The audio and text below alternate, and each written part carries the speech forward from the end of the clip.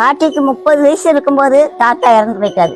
கட்டட வேலைக்கு போய் தான் 4 பிள்ளைகளையும் காப்பாத்தி கரை சேர்த்தேன். கட்டட வேலைக்கு போனா கருங்கல் செமக்கணும், செங்கல் செமக்கணும், சாந்து செமக்கணும். இது கடையில மம்படியால் இல்லைன்னா கலவையும் போட்டு கொடுக்கணும். வேலைக்கு போயிட்டு வீட்டுக்கு வந்தா உடம்பெல்லாம் டயர்டா இருக்கும், மேல் வலிக்கும். அப்படி சோர்ந்து போய் படுத்தாலும் தூக்கம் வராது. உடம்புல உள்ள வேர்வை தூசி நம்மள தூங்க விடாது. போய் தலை குளிர குடிச்சிட்டு வந்தோம்னா நிம்மதியா தூங்குவேன். நல்ல கவனிங்க, நம்ம உடம்புல உள்ள வேர்வையும் தூசியும் நம்ம தூக்கத்தை கூட கெடுத்துருது. உடம்புல உள்ள தூசிக்கு எப்படின்னா இருதயத்துல உள்ள பாவ கரைக்கு எப்படி இருக்கும்? சோப்பு போட்டு குளிச்சா உடம்புல உள்ள அழுக்கெல்லாம் போயிரும். ஆனா இருதயத்தை எந்த சோப்பு போட்டுங்க கழுவ முடியும்? கவலைப்படாதீங்க, அதுக்கு ஒரு சோப்பு இருக்கு.